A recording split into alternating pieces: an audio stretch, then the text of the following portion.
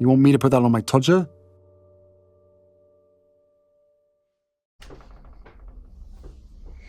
Harry's wife.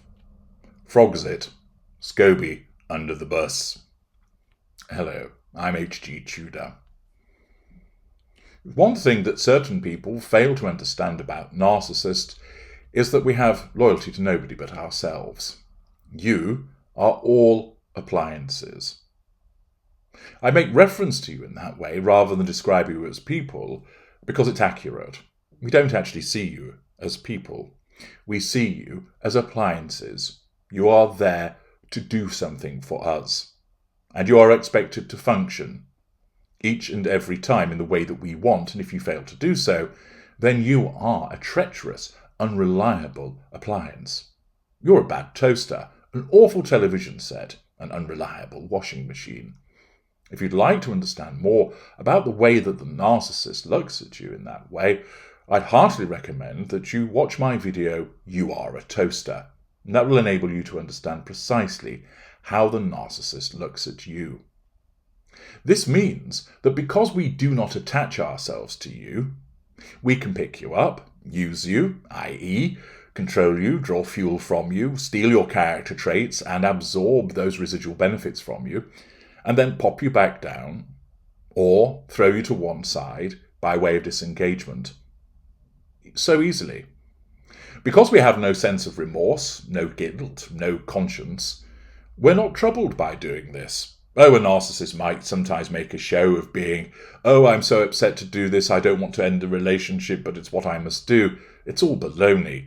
It's just an appearance to make you think that the narcissist is overcome with guilt. There is none. It is quite simply a performance. You are there to serve our needs, and therefore, like a can of beans that's taken off the shelf, we open you up, pour out the beans, cook and eat them, and then throw away the can.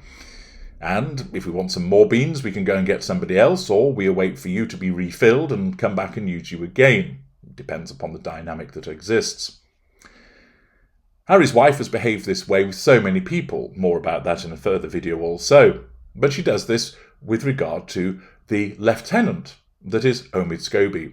Some of you might think that the improbably named plastic-faced one might be afforded a degree of loyalty and latitude from the Duchess of Industrial Beige. No, of course not. He's only so useful to the extent that he is useful. And therefore, for example, when he announced last week in Yahoo News as Royal Executive Editor, whatever the fuck that means, a cruel punishment, the inside story of King Charles's eviction of Harry and Harry's wife, he stated, with the Sussexes still unable to access royal police protection when in the United Kingdom, there is just one remaining space that meets the family of four security needs when visiting Frogmore Cottage. Just 5 minutes' walk from Windsor Castle and ensconced within the Metropolitan Police-led ring of steel surrounding the Windsor estate, the couple's British home has become Harry, Harry's wife, Archie and Lilibet's only sufficiently secure refuge in the country since their access to armed police protection was taken away in 2020. Their official UK residence, which is covered by the Met's Royalty and Specialist Protection Unit, made it easy for the family to spend time with the Queen during their June 2022 visit, and it's where Harry and Harry's wife have based themselves during multiple stays since moving to California. Though the Sussexes travel with their own private security team, Royal Protection Officers provide a level of security, including access to essential intelligence information, that is already deemed necessary for other members of the same family. But now, less than 3 years into that long-term lease, Prince Harry has been dealt a crushing blow after his father, King Charles, announced he is evicting the family from their Windsor property, a decision made shortly after his revealing memoir, Wah, was released in January. At a time when communication between Harry and his family has reached an all-time low, further details provided to the couple by the institution have been scant. The property, they were told, is needed for someone else. Its news sources tell me that has left Harry and Harry's wife stunned. There we are. There's more that he blethers on in support of them. I don't need to read it all. But the point is, it's an awful act, a crushing blow, and it left them stunned. Now, undoubtedly, Harry's wife has ensured that that information has been leaked to the lieutenant. That is Omid Scope. He then publishes this in an attempt by proxy to engender sympathy for Harry's wife. Oh, King Charles, what an awful human being for doing that to you. It's the only place that you feel safe. Oh dear, oh dear, oh dear. That's terrible that he's taken that away. What inhumane treatment you've experienced. However, the pity play that was manifested by proxy through Omid Scope, the lieutenant, failed to elicit the appropriate level of support, sympathy, and compassion from a readership which is sick to the back teeth of these two. Instead, the response was, good. You deserve that. You're never there anyway, and after your behaviour, it's about time that you were given this slap across the bottom. Now, let's get on and strip them of the titles. Accordingly, the pity play wholly failed. Thereafter, of course, what then happens is that as a consequence of apparently being stunned, now the response is they're okay with it. Apparently, the Times' Valentine Lowe revealed it is what it is. They are not fighting it. They realise they have a home in California. They have a roof over their heads. They were very privileged to have a second residence. It's not going to work out for them there.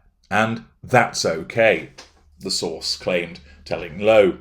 So, which is it? Were they crushed and stunned, or are they okay with it? Well, it might be, of course, suggested that Scobie's initial sources aren't that good and he isn't as well connected to Harry's wife as it might be suggested. I don't think that's right. I think what's applicable here is the way that a narcissist, i.e. Harry's wife, watches the way that the wind blows and responds accordingly. This is often the case, that where there is a threat to control, a narcissist will shift through a different set of manipulations where hoovering you in order to try and get that control over you. So, for instance, and typically of mid-range narcissists, they may well start by trying to charm you a little bit. And if that doesn't work, then they'll start a pity play. And if the pity play doesn't work, then they may well start to use threat against you. And if that doesn't work, then they will basically say, oh, I don't care about it anyway, and go off and smear you elsewhere.